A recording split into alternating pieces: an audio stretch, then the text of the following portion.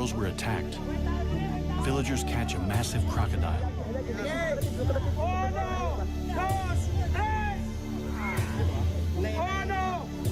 They hope it's the killer.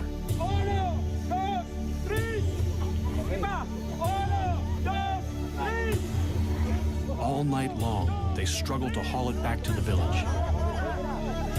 It's alive. It still wants to fight.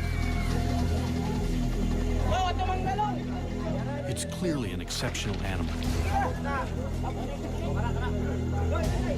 But the real question is, have they just caught the largest croc on record? And will that finally bring an end to 2 years of terror?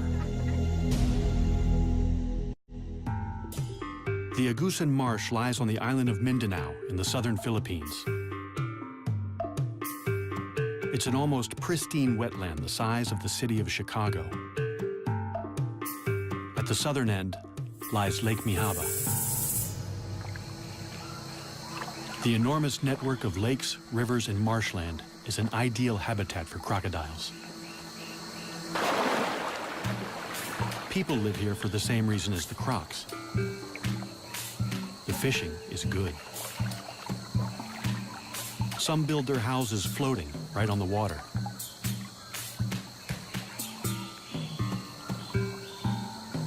Others live in stilt houses dotted around the marsh. In the rainy season, the water level can rise by 4 meters.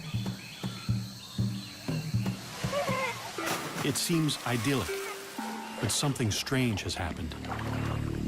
For 2 years, this water has brought misery and terror. A massive crocodile stalked the villagers.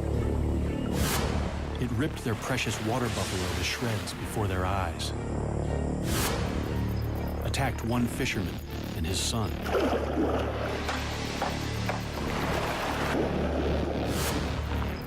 And snatched another man from his boat to eat him alive. But it all started with the attack on the schoolgirls on Lake Mihaba, in the heart of the marsh.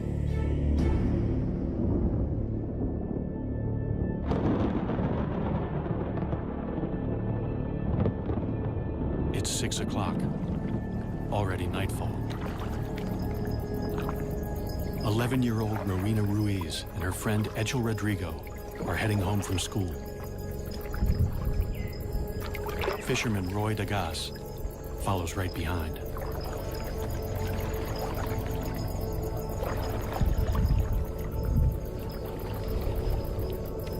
None of them knows that they're being watched by a crocodile about to start a killing spree.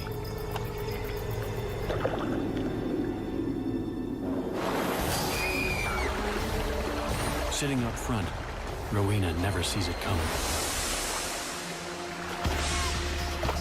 Roy saves Echel from what looks like a monstrous crocodile. But Rowena is decapitated. Seeing her head in the crocodile's mouth was disgusting. Later on, we found her body covered with banana leaves. It was really smelling bad. Rowena's dugout canoe still bears the scars of the attack. This is Rowena's boat, and these are the bite marks left by the crocodile. Here, here, and here. What kind of monster can bite through solid wood? The culprit is a saltwater crocodile, or salty. They're the largest of all living crocodilians, typically reaching 4 to 5.5 meters. Salties prefer freshwater, but can live in the sea because they're able to excrete salt through special glands. They've spread thousands of kilometers across the ocean to colonize lands from India to Australia. Salties have been hunted to the brink of extinction in much of Southeast Asia for their fashionable and highly sought-after hides.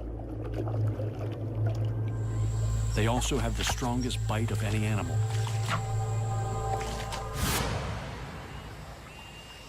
The Agusan Marsh is one of the last strongholds of salties in the Philippines. Since 1994, the crocodiles here are fully protected. Killing one could land you 12 years in prison. The tables have turned. Now the people are being hunted. Roy Dagas is badly shaken by the attack. I was afraid that Rowena's parents would blame me for her death and kill me, since I was the one who picked her up. With a rogue crocodile in their midst, no one feels safe. But they have nowhere else to go. 70% of the people here make their living by fishing. We wouldn't get any work in town because my husband is a fisherman. So we have to stay here in the Agusan Marsh. We have no choice but to stay here. The people who live in the marsh are mostly an ethnic minority known as the Manobo. They live a mostly traditional lifestyle in one of the poorest areas of the Philippines,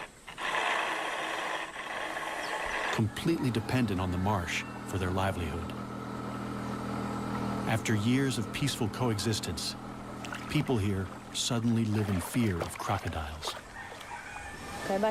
We stay inside most of the time because we are scared. We only go outside when Roy is around. We used to see them, but they didn't attack anybody. Attacking people, that's recent. Because the crocodiles are strictly protected, the villagers can't hunt the croc down until the government issues a permit. Meanwhile, children go to school, and the men still have to go out fishing to feed their families.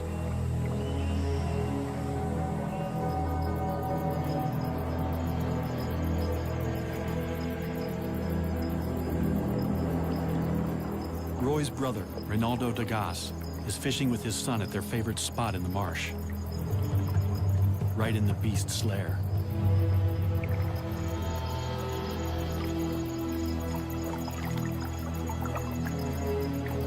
Fishing from the low-sided canoe, they're sitting ducks when the monster croc attacks. The pair fights back. I hit it on the side of its head with my paddle. Then it bit the side of the boat. It was very close. They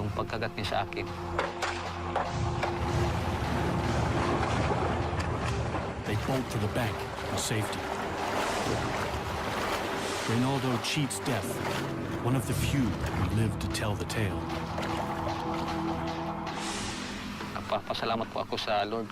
I thank the Lord for saving me that night, or I would have been dead meat.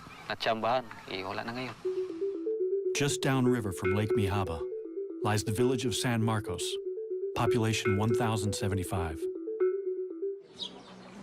The village has no electricity or running water. It's the main base for the Manobo, including people who live in floating houses and retreat here in the rainy season. Rudy Ayala is the chieftain of this area.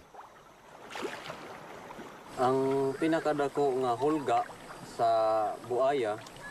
The biggest threat to crocodiles here is the growing number of people moving into the crocodiles' territory, competing with them for food and space. Competition for fish in the lake could be causing the big croc to seek out new food. In San Marcos, it's found a ready supply. The people throw their garbage, including animal carcasses, in the water. The crocodile has been spotted in the river that runs through the village. Rudy lays down the law. The advice is simple. Don't lure the crocodile into the village with easy meals. It seems to work. There are no further attacks near San Marcos. Instead, the crocodile sets off in a different direction.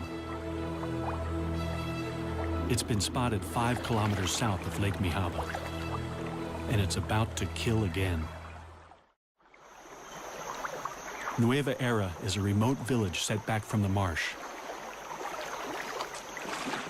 The small stream that flows through it is the sole source of water for 1,300 residents.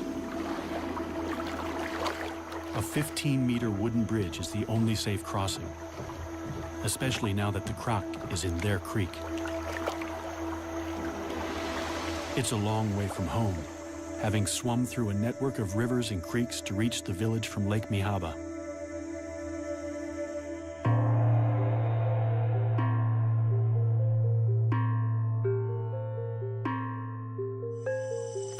Local farmer Daniel Oxtero has already worked a full day on the land. After dinner, he has to go out fishing, working a double shift to feed a wife and 7 children. He doesn't go far. Fishing near the bridge, he's within earshot of his younger sister. Daisy's house overlooks the creek. Kahit gabi na po ay nagmisda pa rin ang Even though it was dangerous to be on the creek at night, Daniel had to go fishing so he could buy rice the next day and feed his family. Without knowing it, Daisy hears her brother's final moments. Nang gabi iyon, The night that Daniel disappeared at about 9 p.m., PM ng gabi. it was dead quiet in the village. I felt like I was the only one awake. Then the dog started to bark angrily. Mga tahol ng aso, parang galit na galit ang mga aso. And then I heard splashes in the water, very loud splashes. Malapit sa ilog namin na napakalakas na palo.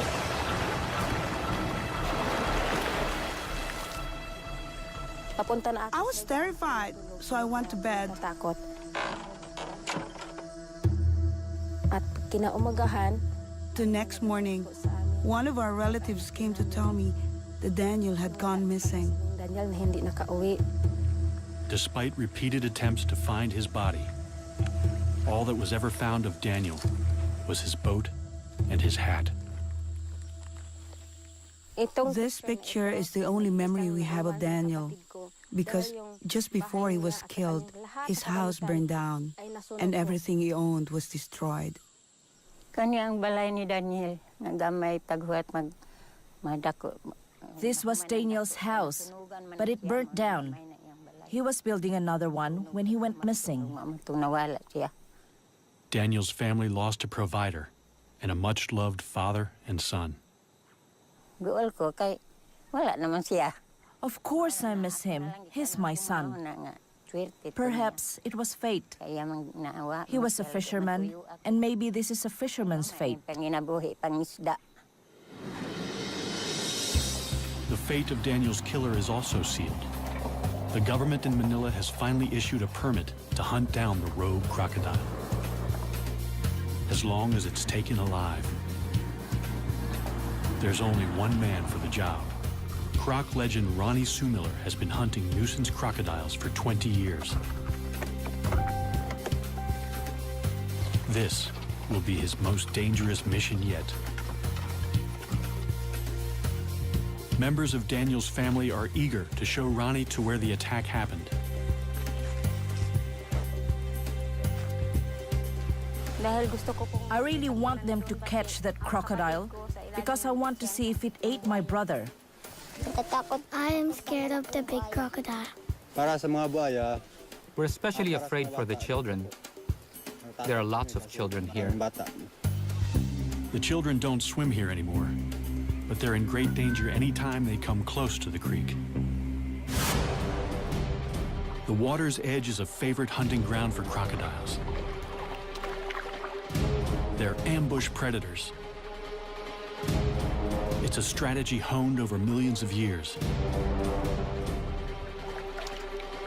By lowering their heart rate to 2 beats per minute, they can stay submerged for an hour without breathing, waiting for prey to stray into the strike zone. The attack is sudden and fast. Death can be slow. Crocodile teeth are not for chewing. They're for holding the prey, while the croc uses brute strength to rip it to pieces. They spin to tear off chunks from large prey, the infamous death roll. Smaller prey is shaken to pieces. Ronnie's plan is to use the croc's own preferred hunting strategy to capture it.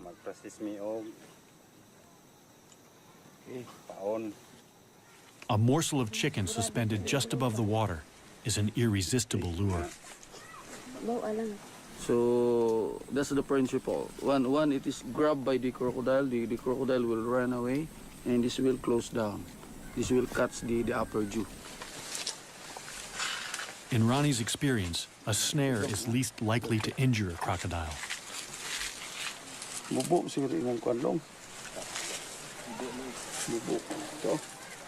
This is a hard job because you have to make sure that it's we have to capture it alive. Ronnie posts a sentry in a nearby treehouse. Now, it's a waiting game.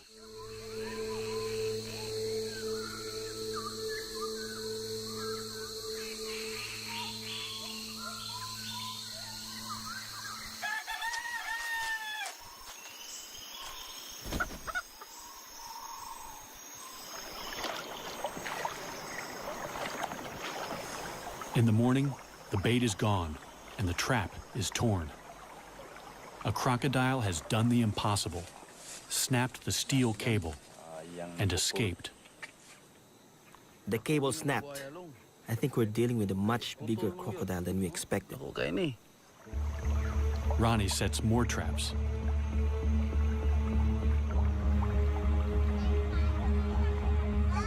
For the villagers, it's a terrifying wait. They find trap after trap in shreds. The croc must be huge. 3 weeks later, a trap finally holds.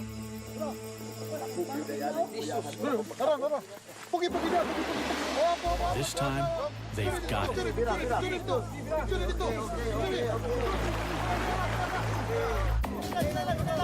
Several dozen men strain in a tug-of-war with a powerful crocodile on the end of their line. The beast is so heavy and so powerful that it takes several hours to haul it in. It's clearly no ordinary crocodile. But it's only when they finally land it that they realize exactly what they're up against. It's immense.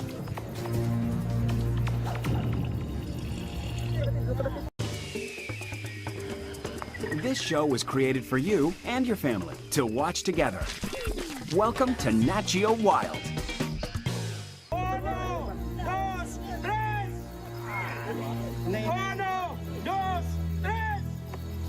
60 people work all night to drag the beast 1.5 kilometers back to the village.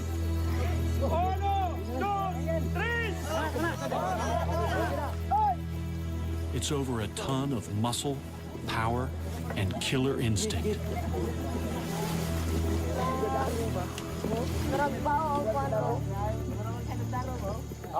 As word spreads that they've caught the killer, more and more jubilant onlookers flock to the creek. Everyone wants to get close to the enormous animal now that he's tied down.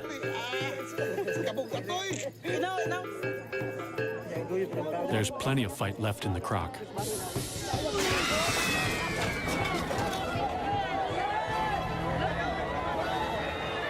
For a moment, everyone's heart stands still. The ropes only just hold. But the hard part is yet to come. They have to transport the enormous reptile 11 kilometers to a purpose-built tourist park at Consuelo, near the main road. The problem is, the road to the park is on the other side of the creek. And the only bridge is far too rickety and narrow. They have to transfer the killer crocodile to a makeshift pontoon and float him across.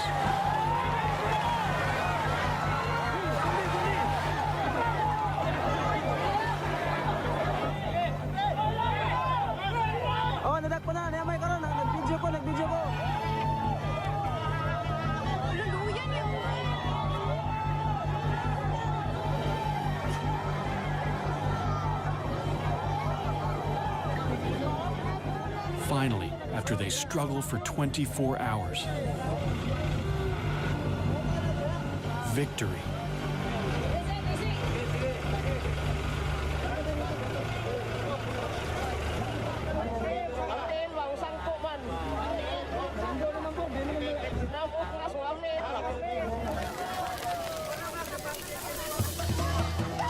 The party goes on deep into the night.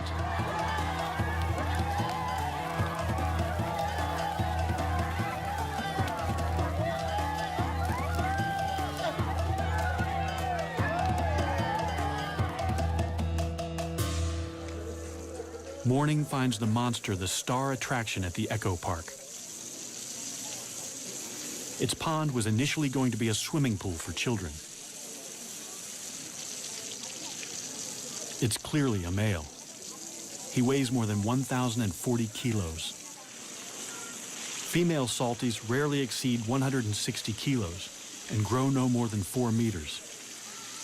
This guy looks to be over 6. They call him Lolong. Lolong could get them into the Guinness Book of Records.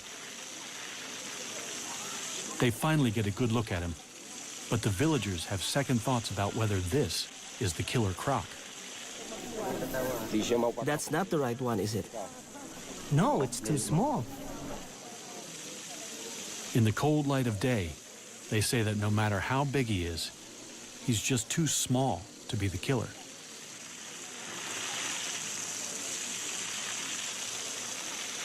Roy Dagas, who was with Rowena when she died, is certain that this is not the croc he saw that night.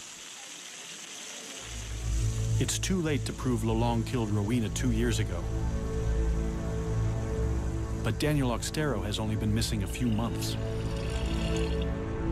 Could his remains still be inside Lolong's stomach? Crocodiles swallow large chunks of prey, bones and all, without chewing. They have the strongest stomach acid of any animal. Flesh will be dissolved in days, bones in a matter of weeks. But they can't digest anything made of keratin. So horns or human hair and fingernails can remain inside the croc for months. It's a long shot, but the people are desperate for answers. They can't slice him open. The next best thing is to pump his stomach.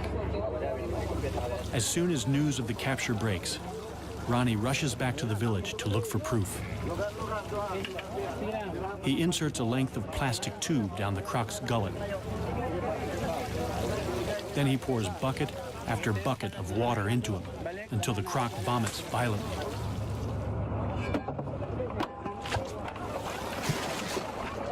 Ronnie doesn't find any human remains. The stomach pumping is inconclusive.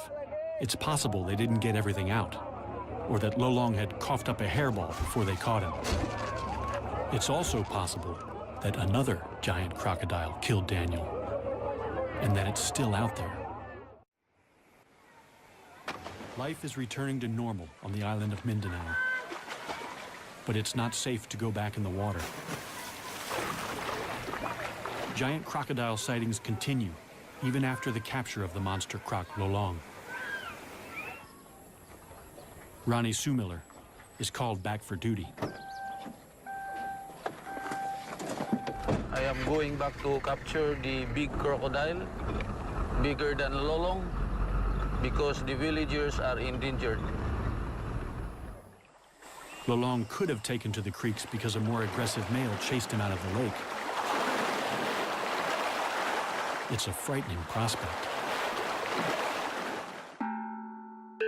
The first place to look is Lake Mihaba in the heart of the marsh. Agusan's crocs are notoriously shy, so the best chance of finding it is at night. We are going to Lake Mihaba to spotlight and hopefully to see large crocodiles.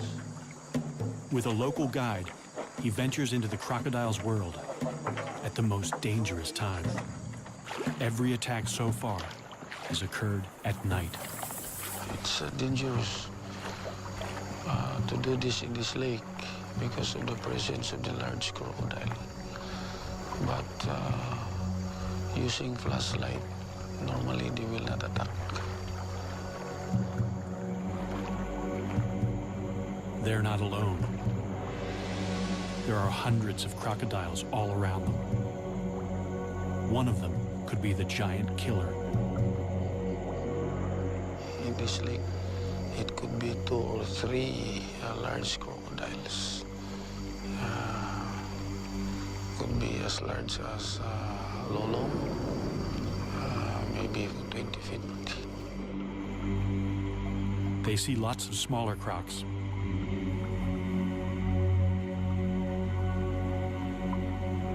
Ronnie spots a likely suspect.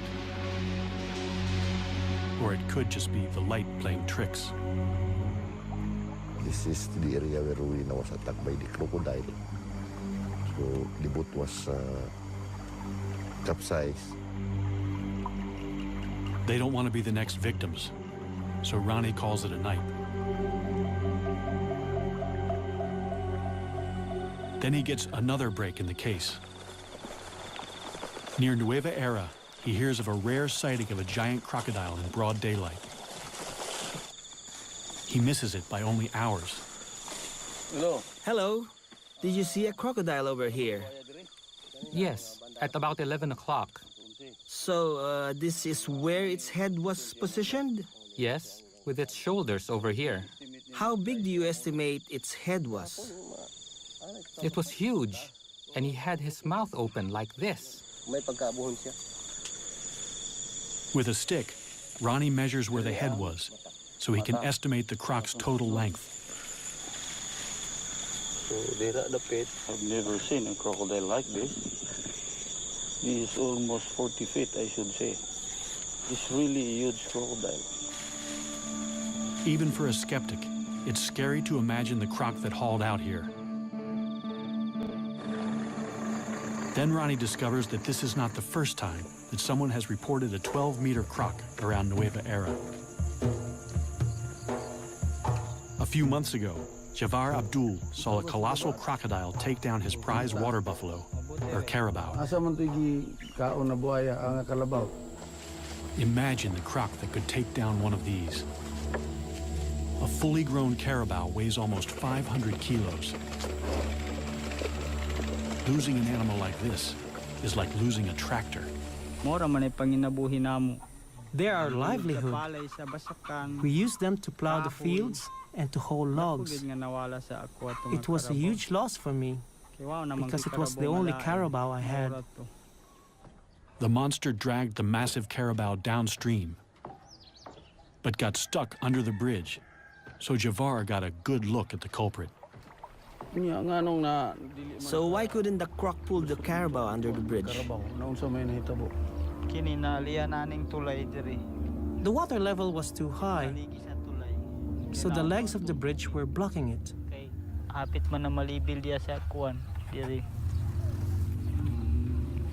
And how many crocodiles were there?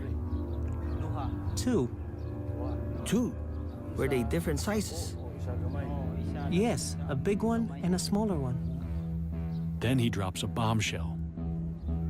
The smaller one was Lolong. How big do you estimate the big one was? I estimate more or less from that point over there to the far side of the bridge. Okay, let's measure that. Instead of one giant croc chasing another out of Lake Mihaba, it seems 2 giant crocs were feeding together. And the second one was even bigger than Lolong. Wow! 12 meters ang taas. Oh, dako gyud nga buhaya kay 12 meters man. Ronnie now has 2 sightings of a croc even larger than Lolong, the one they captured. And no incriminating material in Lolong's stomach. So another croc could be responsible. Good news.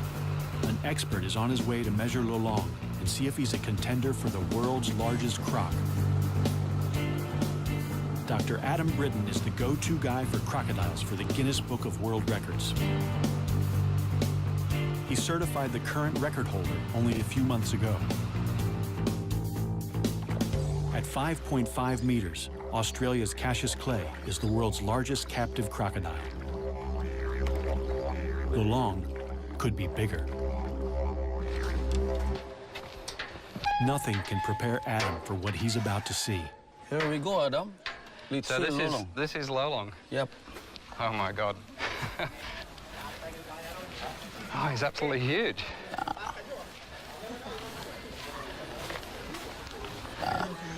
That's Lolong. It's incredible. Yeah. So really huge. I think he's the biggest crocodile I've ever seen. Yeah. To qualify for the Guinness record, Adam has to ensure Lolong lies perfectly flat and dead straight. So how do you measure a giant man-eater? It would be good to do it actually down the crocodile's back. Very carefully. I'm actually going to inject him with 2 different drugs.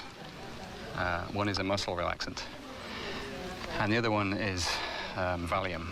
So he'll actually, hopefully, be quite happy while we're measuring him. While he's under, Lolong is in danger of overheating, so he must be constantly hosed down. Adam has never sedated a crocodile this big before, and he's not sure how long it will take. But it's a large crocodile, and it's going to take a long time. Relative to how long it normally takes, it's going to take a long time for this drug to actually take effect. First, he has to get the needle into the monster croc. Adam gets dangerously close to the largest salty he's ever seen. So yeah, Ronnie, if you can keep a close eye on him, you see he's got his left legs backwards, so he's still quite relaxed. But look for any signs like he starts to lift himself up or starts to move his head. This is now in a relaxed position. That's he's in a relaxed position right now. Yes, I can get out of the way quite easily, and I'm going to go that way if anything happens. Adam has nerves of steel, but Lolong reminds him who's the boss. He felt that.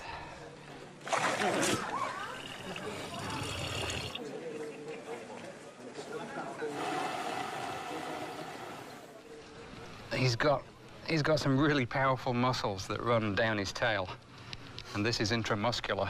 So I'm just gonna go between the scales here. You see this skin is so soft. It'll just go straight in. If I were to try and get it through there, it's actually quite tough. Okay.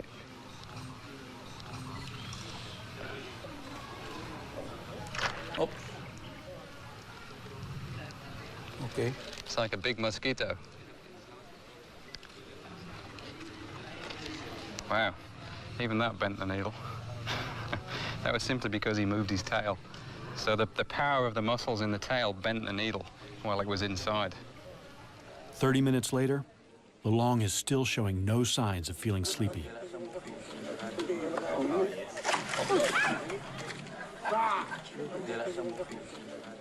It's actually good. Every time he swings like this, then his blood is pumping. And the sedative that we put in will take effect more quickly. Okay.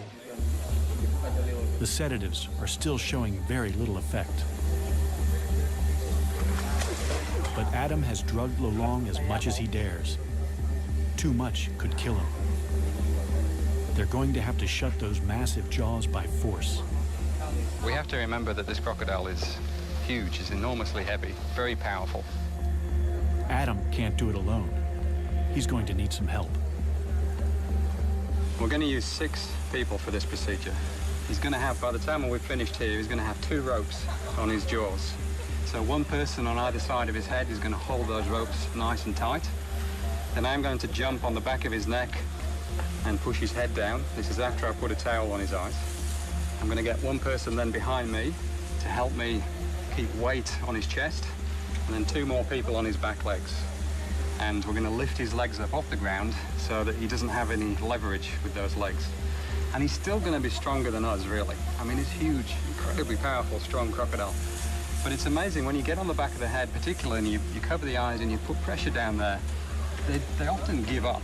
They'll just sit there and say, okay, do what you need to do. Fingers crossed, anyway. Ronnie rounds up 5 volunteers. They have to get in the pen with the giant crocodile and sit right on his back. Okay, let's go and test him first and see if that drug is taking any more effect.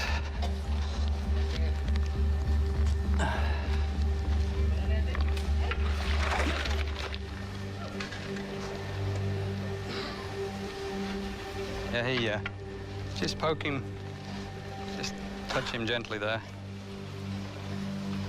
You see the way he tried to flick his head then?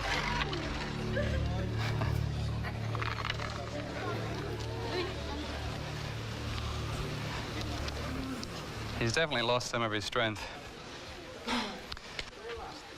They place towels over Lolong's eyes to help keep him calm. Okay.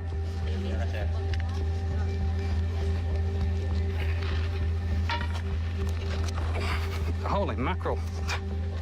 Okay, quick, grab his legs. Now we need someone. Okay, everyone on, someone with the tape now to tape his jaws. It only sticks to itself. One more, that's good. Okay, break him off. Scientists know very little about giant crocodiles. Also, I'll take one off. This is the first time anyone's been able to measure a living croc over 6 meters. Okay, is everyone good? Yep. Okay, good job. I mean, I'm so used to doing this, but everything's scaled up. It's amazing. It's like measuring a dinosaur. It's just, it's amazing. I'm not used to this. 84. 84, what was the name? 84, that's the interorbital. Okay. Adam takes this rare chance to make detailed measurements. 255, it's actually 496. What do you say? 450? Finally, yeah, okay, 450, the one exactly. everyone's waiting for. Now for the moment of truth. Dr. Adam Britton is going to measure snout to tip along the curve of Lolong's body. Yeah, that's good, yep. All right, just make sure this goes straight down the middle again. This is the one that has to be.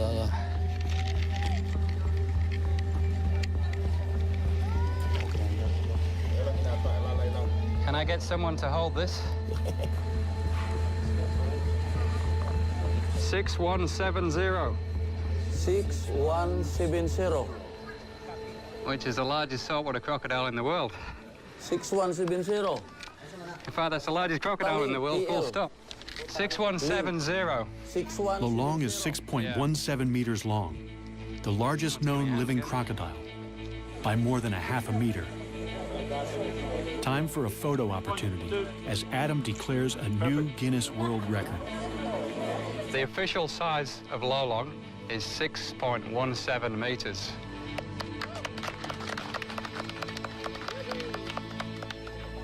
I'll give him a round of applause for that. That's very impressive. How did Lolong get so big? Adam thinks he was born to it, and that he could have big brothers with the same giant crocodile DNA. As with humans, nurture is just as important as nature. Crocs grow most when they're young, but any stress inhibits growth.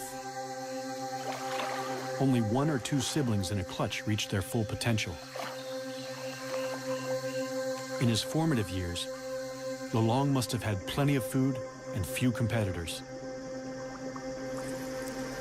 There were also far fewer people in the marsh to stress him out with their outboards and dynamite. Adam has what he's come for, but getting off again is almost as hard. Everyone from the back. We'll go backwards, all the way backwards, straight off. You last? Yes. And then I will come off and I will take the towel off. So what you need to do now is cut this tape, sorry. Everyone ready to go back? Go. Backwards. Keep going. Keep going. You too. Yeah. Okay, now you can... While Lolong is still a bit groggy, Adam can't resist the temptation to get his first really close look at the business end of a 6-meter croc. this is probably the most powerful set of jaws in the world, with teeth that'll make a meal of anything unfortunate enough to get too close. One thing that's interesting with these big crocs is the size and the shape of the head varies a lot. Lolong's is quite wide, so it's actually very interesting. He's got all these incredible gnarly ridges all the way down the front of his snout. But you look at his head and it's so flat and wide. Oh, and now he's opening his eyes to look at me. So, well, if he's looking at me, I'm going to move a little bit further out of range. So a saltwater crocodile has got the strongest bite of any animal, without question, and particularly Lolong. I mean, this will be, if we were to measure this bite, he would be the strongest that had ever been measured. It's quite amazing. But if you're going to have such an incredibly strong bite, then the jaws have got to be strong enough so that they don't splinter when you bite down on something like a turtle, for example. And the whole shape of the crocodile's head is really designed to give it that strength so that it's reinforced. So if he bit down on something, then it's not going to escape. Which reminds me, I better step back before I actually test this myself. Lolong is now officially the world's largest crocodile. His newfound fame is a massive boon to the community's tiny economy. In just the first few months, he brings in over $11,000 from tourists. There's a thriving cottage industry of Lolong-related goods. Their once mortal enemy has become a source of pride. However, there is still no proof that Lolong killed anyone. The attacks probably started because more and more people are moving into the crocodile's territory. And crocs are smart. Once they're onto an easy meal ticket, they'll keep coming back. There have been no more deaths since Lolong's capture. Still, the rumors of another giant croc won't go away. And after Adam and Ronnie go home, the people of the Agusan Marsh will still be living with thousands of crocs just meters from their houses. They've caught the world's largest crocodile, and they have a pen ready for his bigger brother. No matter what the experts say, the people believe that the real killer is still out there.